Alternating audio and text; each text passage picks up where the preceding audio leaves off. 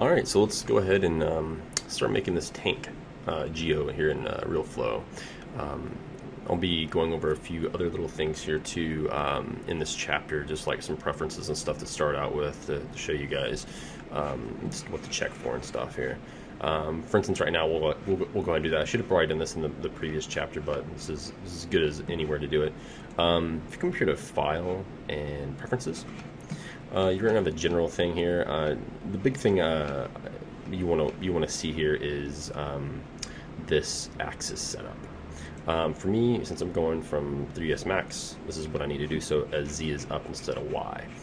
So if you think that's kind of weird here in my setup, that's what it is. So that's good to watch that. I won't be going over a lot of this stuff here essentially too much. Like I said, this isn't an intro class, but let's see if there's anything else we can just go over here. Display, oh yeah, this is a big one here. This display info. If you put selected nodes, I think it defaults on selected now. It used to be on all nodes.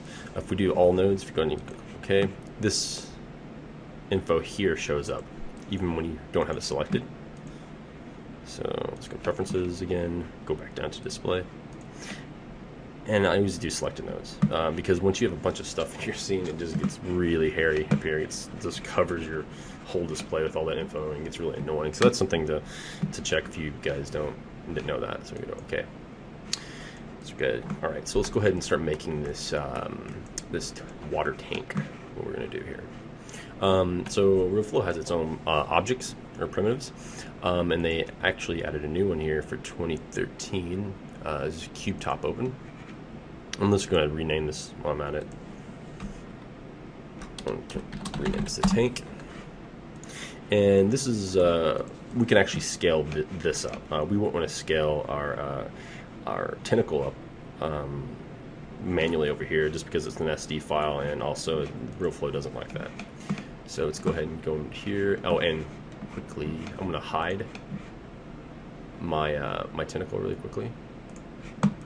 See, this is a hide or set hidden set visible, so unhide and hide. Let's go ahead and tank. So we're going to make this pretty big. I think if I remember right, it was like 600 by 300 by 40. That might be just about right. So let's go ahead and unhide that now. Oops, wrong one. Actually, I'll show you something here. Some interface stuff too, some kind of like back and forth.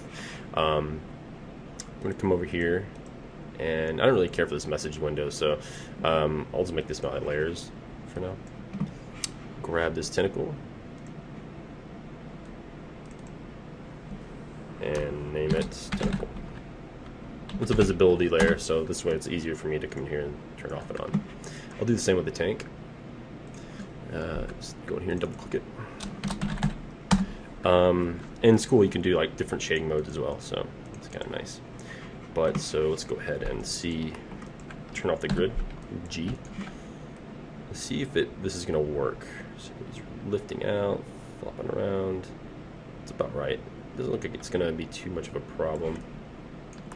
Probably could make it a little longer. We'll do it a little longer here.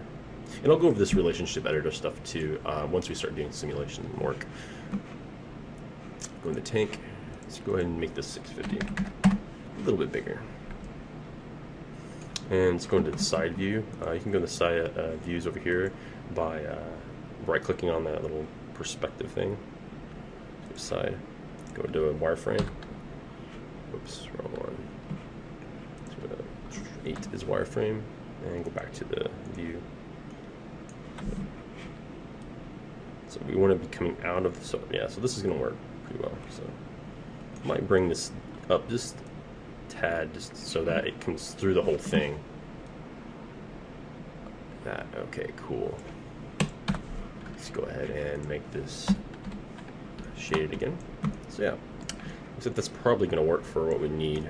And again, too, we can always make this bigger or smaller once we start doing the actual simulation. So let's go ahead, and now what we're going to end up doing is we need some geo in here to emit from to make our fluids. I'm just going to go ahead and hide this tentacle for now. So essentially, we want to create an initial state of fluids in our pool here, and this is how we're going to do it. So grab a cube. I'm just going to rename this to emitter,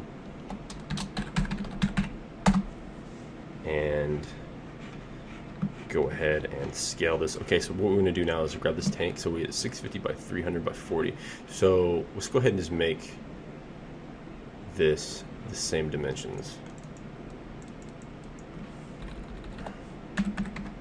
650. What was it? 350 or 300, and by, I think it was 40. All right, and we're going to see what the position of this guy is too real quick. So let's just make this an even 1.5. It's easier to put that in there. 1.5. Okay, cool. So that way we have our emitter, and I'll make a layer for that as well. Emitter, bam. Okay, our emitter and our tank. Okay. In the next chapter, I'm going to be going over essentially is the longest part of the longest chapter. One of the longer chapters is starting the simulation, starting to go over how this is going to be filled up and how we're going to end up doing it. And I'll be going over a lot more settings inside Realflow as well. Basically some more settings, just kind of stuff as I need to as we hit it along. So hopefully it won't be too jumpy for you guys, but let's go ahead and get to the next chapter.